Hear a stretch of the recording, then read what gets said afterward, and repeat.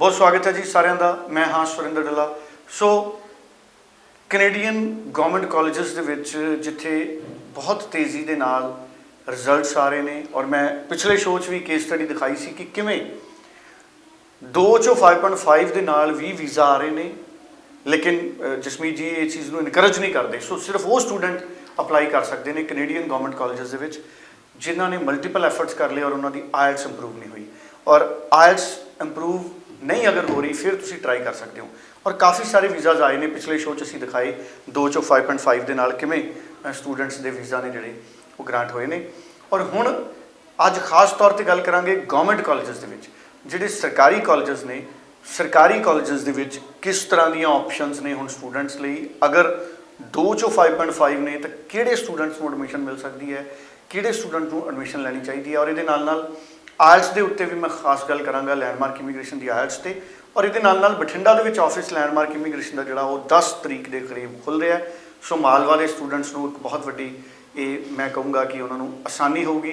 ਜਸਮੀਤ ਜੀ ਵੀ ਉੱਥੇ ਪਰਸਨਲੀ ਆਇਆ ਜਾਇਆ ਕਰਨਗੇ। ਸੋ 10 ਤਰੀਕ ਤੋਂ ਬਠਿੰਡਾ ਦੇ ਵਿੱਚ ਵੀ ਲੈਂਡਮਾਰਕ ਇਮੀਗ੍ਰੇਸ਼ਨ ਦਾ ਆਫਿਸ ਖੁੱਲ੍ਹ ਰਿਹਾ।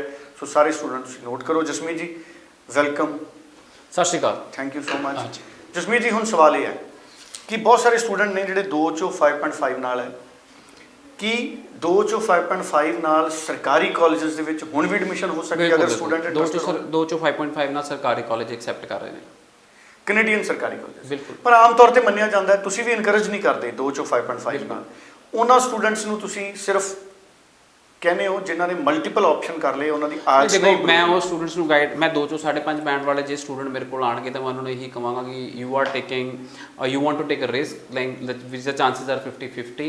ਸੋ there are many cases to get visa but you have to improve your IELTS. ਜੇ ਸਟੂਡੈਂਟ ਮੇਰੇ ਕੋਲ ਪਹਿਲੀ ਵਾਰੀ ਆਉਂਦਾ ਹੈ so I assess his profile. So suppose ਮੇਰੇ ਕੋਲ 2 ਸਟੂਡੈਂਟ ਪਹਿਲਾਂ ਵੀ ਮਿਲੇ, CBSE ਬੋਰਡ ਸੀ, ਇੰਗਲਿਸ਼ 'ਚ ਮਾਰਕਸ 70% ਸੀ, ਫਿਰ ਉਹਨਾਂ ਦੇ ਆਏ 2 ਚੋਂ 5.5 ਬੈਂਡ ਸੀ। ਇਹ ਹੈਗਾ ਕਲਾਸਿਕ ਕੇਸ ਕਿ ਤੁਸੀਂ ਇੰਗਲਿਸ਼ 'ਚ ਪੜ੍ਹੀ ਹੈ, ਤੁਸੀਂ CBSE ਬੋਰਡ ਤੋਂ ਪੜ੍ਹੇ ਹੋਏ ਹੋ, ਫਿਰ ਵੀ ਤੁਸੀਂ ਇੱਕ ਵਾਰੀ ਆਇਲਟਸ ਦਿੱਤਾ ਔਰ ਤੁਸੀਂ ਸੋਚਦੇ ਹੋ ਕਿ ਤੁਸੀਂ ਆਪਣੀ ਫਾਈਲ ਲਾਉਣਾ ਚਾਹੁੰਦੇ ਹੋ।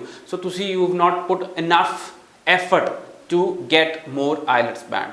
ਸੋ ਡੈਫੀਨੇਟਲੀ ਇਸ ਕੇਸ 'ਚ ਮੈਂ ਇਹੀ ਕਹਾਂਗਾ ਕਿ you should put more effort and you are a CBSE ICSE pass student and you can definitely get higher bands. ਕਿਉਂਕਿ on the other hand Punjab board ਵਾਲੇ ਬੱਚੇ ਇੱਦਾਂ ਦੇ ਹੈਗੇ ਆ ਜਿਨ੍ਹਾਂ ਦੇ ਹਾਇਰ ਬੈਂਡਸ ਆਉਂਦੇ ਆ। ਯੈਸ, ਜਿਹੜੇ ਮੈਕਸਿਮਮ ਪੰਜਾਬ ਬੋਰਡ ਵਾਲੇ ਸਟੂਡੈਂਟਸ ਆ ਜਿਨ੍ਹਾਂ ਦੇ 7-7 ਬੈਂਡ ਵੀ ਆਉਂਦੇ ਆ। So why a CBSE and ICSE pass student cannot get 6 each or more than that?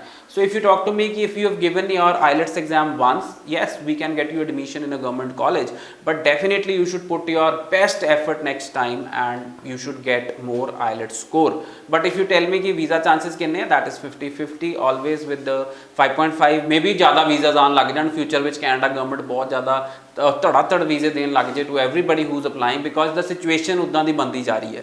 ਕਿਉਂਕਿ ਲਾਸਟ ਈਅਰ ਜੋ ਸ਼ਾਰਟਫਾਲ ਹੋਈ 4.5 ਲੱਖ ਸਟੂਡੈਂਟ ਦੀ, ਉਹ ਅਗਲੇ 3 ਸਾਲਾਂ 'ਚ ਕਵਰ ਅਪ ਹੋਣੀ ਹੈ। And I am telling you ਕਿ 3 ਸਾਲ ਬੜੇ ਕ੍ਰਿਟੀਕਲ ਹੈ ਕਿਉਂਕਿ Justin Trudeau is going to be in power for 3 years only. ਉਸ ਤੋਂ ਬਾਅਦ ਹੀ ਮਾਈਟ ਗੋ ਔਰ ਸਮ ਐਲਸ ਗਵਰਨਮੈਂਟ ਔਰ ਅੱਜ ਦੀ ਡੇਟ 'ਚ ਜਿਹੜੀ ਗਵਰਨਮੈਂਟ ਹੈਗੀ ਹੈ ਉਹ ਬਹੁਤ ਹੀ ਜ਼ਿਆਦਾ ਜਿਹਨੂੰ ਕਹਿੰਦੇ ਆ in favour of immigrants and international students ਹੈਗੀ ਹੈ। ਔਰ ਜੇ ਨੈਕਸਟ ਗਵਰਨਮੈਂਟ ਕੰਜ਼ਰਵੇਟਿਵਸ ਆ ਜਾਂਦੇ ਆ ਤਾਂ then it is going to affect the immigration policies of Canada ਵਿਚ is really a concern for Indian students.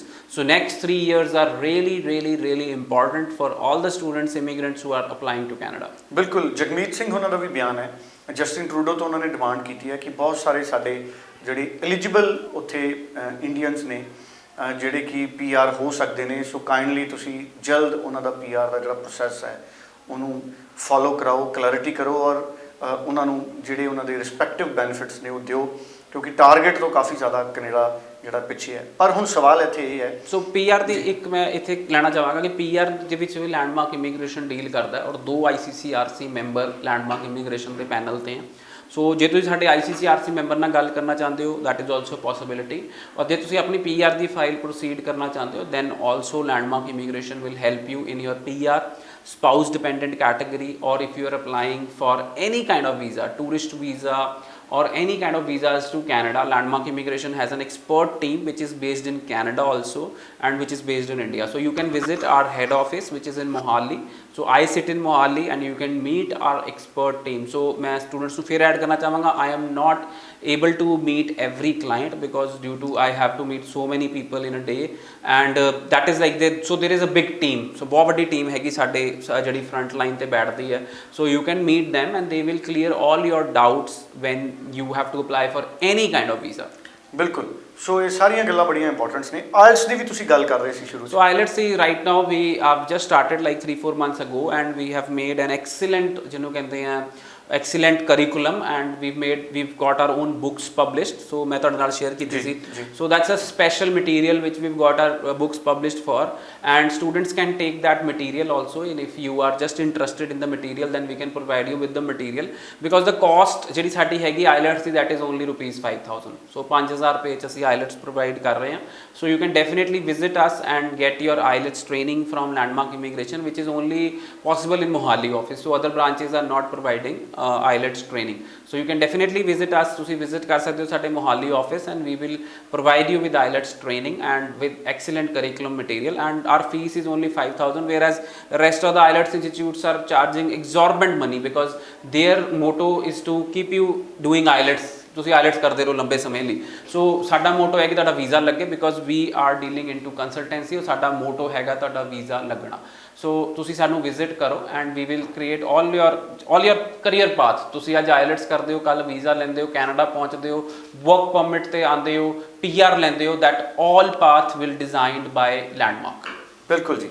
ਔਰ ਬਠਿੰਡਾ ਆਫਿਸ ਵੀ ਖੁੱਲ ਰਿਹਾ ਜੀ। ਬਿਲਕੁਲ, ਬਠਿੰਡਾ 'ਚ ਅਸੀਂ ਆਫਿਸ ਲੈ ਕੇ ਆ ਰਹੇ ਹਾਂ। ਬਹੁਤ ਜ਼ਿਆਦਾ ਸਟੂਡੈਂਟਸ ਨੇ ਸਾਨੂੰ ਰਿਕੁਐਸਟ ਕੀਤੀ, ਬਹੁਤ ਸੋਲਿਡ ਰੈਫਰੈਂਸ ਹੈਗਾ ਸਾਡਾ ਬਠਿੰਡਾ ਬੈਲਟ, ਮਾਲਵਾ ਬੈਲਟ 'ਚ ਬਹੁਤ ਸਾਰੇ ਸਟੂਡੈਂਟਸ, ਬਰਨਾਲਾ, ਸੰਗਰੂਰ, ਕੀ ਕਹਿੰਦੇ ਭਿੱਖੀ, ਮਾਨਸਾ, ਮੁਕਤਸਰ, ਅਬੋਹਰ, ਗੰਗਾਨਗਰ ਤੋਂ ਲੈਂਡਮਾਰਕ ਇਮੀਗ੍ਰੇਸ਼ਨ 'ਚ ਅਪਲਾਈ ਕਰਦੇ ਆ।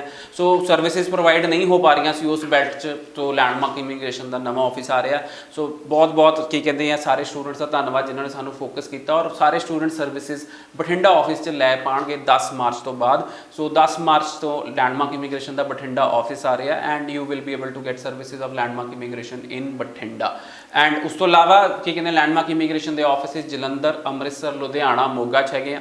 ਤੁਸੀਂ ਸਾਡੇ ਆਫਿਸ ਵਿਜ਼ਿਟ ਕਰੋ for a free counselling and our processing fees are very very reasonable। so if you are a good profile then there is no processing fees also, and if we think that we have to work on your case, ਸਾਨੂੰ ਲੱਗਦਾ ਕਿ ਤੁਹਾਡੇ case ਤੇ ਮਿਹਨਤ ਹੋਣੀ ਹੈ, ਤੁਹਾਨੂੰ visa chances ਤੁਹਾਡੇ ਵਧਾਉਣੇ ਪੈਣੇ ਆ, then there is a nominal charge of processing fees, but we will follow step wise procedure। ਤੁਹਾਡੀ ਆਫਰ ਲੈਟਰ ਆਏਗੀ, ਤੁਸੀਂ ਕਾਲਜ ਦੀ ਫੀਸ ਭਰੋਗੇ, ਤੁਸੀਂ GIC ਖੋਲਾਂਗੇ ਉਹਦੇ ਪੈਸੇ ਦਿਓਗੇ, ਐਂਡ ਤੁਹਾਡੀ ਮੈਡੀਕਲ ਹੋਏਗਾ, ਫਿਰ ਤੁਹਾਡੀ ਫਾਈਲ ਐਮਬੈਸੀ 'ਚ ਲੱਗੇਗੀ, ਫਿਰ ਤੁਹਾਡਾ ਵੀਜ਼ਾ ਆਏਗਾ, ਫਿਰ ਤੁਹਾਡਾ ਪ੍ਰੀ ਡਿਪਾਰਚਰ ਸੈਸ਼ਨ ਹੋਏਗਾ ਐਂਡ ਫਿਰ ਤੁਸੀਂ ਕੈਨੇਡਾ ਜਾਓਗੇ। ਸੋ ਵੀ ਫੋਲੋ ਅ ਸਟੈਪ ਵਾਈਜ਼ ਪ੍ਰੋਸੀਜਰ। ਵੇਅਰਐਜ਼ ਮੈਂ ਦੇਖਦਾ ਕਿ ਬਹੁਤ ਸਾਰੇ ਸਟੂਡੈਂਟ ਆਕਰਸ਼ਕ ਹੋ ਜਾਂਦੇ ਹੈ ਸਾਰੇ ਪੈਸੇ ਵੀਜ਼ਾ ਲੱਗਣ ਤੋਂ ਬਾਅਦ। ਸੋ Canada doesn't have that policy. Canada 'ਚ ਪਾਲਿਸੀ ਨਹੀਂ ਹੈਗੀ ਕਿ ਸਾਰੇ ਪੈਸੇ ਵੀਜ਼ਾ ਲੱਗਣ ਤੋਂ ਬਾਅਦ। ਸੋ ਕੈਨੇਡਾ 'ਚ ਸਾਰੇ ਪੈਸੇ ਵੀਜ਼ਾ ਲੱਗਣ ਤੋਂ ਪਹਿਲਾਂ, ਕਾਲਜ ਦੀ ਫੀਸ ਵੀਜ਼ਾ ਲੱਗਣ ਤੋਂ ਪਹਿਲਾਂ, ਐਂਡ ਕੀ ਕਹਿੰਦੇ ਆ GIC ਵੀਜ਼ਾ ਲੱਗਣ ਤੋਂ ਪਹਿਲਾਂ। So you should see on a cic.gc.ca website and you should work towards those rules and regulation ਜੇ ਤੁਸੀਂ ਆਪਣਾ ਵੀਜ਼ਾ ਲੈਣਾ ਚਾਹੁੰਦੇ ਹੋ। ਬਿਲਕੁਲ ਜੀ। ਸੋ ਬਹੁਤ ਇੰਪੋਰਟੈਂਟ ਇਨਫੋਰਮੇਸ਼ਨ ਜਿਹੜੀ ਜਸਮੀਤ ਜੀ ਨੇ ਸ਼ੇਅਰ ਕੀਤੀ ਹੈ। 90413 90412 ਹੈਲਪਲਾਈਨ ਨੰਬਰ ਹੈ, WhatsApp ਕਰੋ, ਆਪਣੇ ਡਾਕੂਮੈਂਟਸ ਭੇਜੋ। ਜਸਮੀਤ ਜੀ ਦੇ ਨਾਲ ਫ੍ਰੀ ਮੀਟਿੰਗ ਹੈ, ਅਪਾਇੰਟਮੈਂਟ ਬਣਾਓ। ਕੋਈ ਕਲੈਰੀਫਿਕੇਸ਼ਨ, ਕਨਫਿਊਜ਼ਨ ਈਮੇਲ ਵੀ ਕਰ ਸਕਦੇ ਹੋ info@landmarkimmigration.com। Thank you so much. ਬਹੁਤ ਬਹੁਤ ਧੰਨਵਾਦ।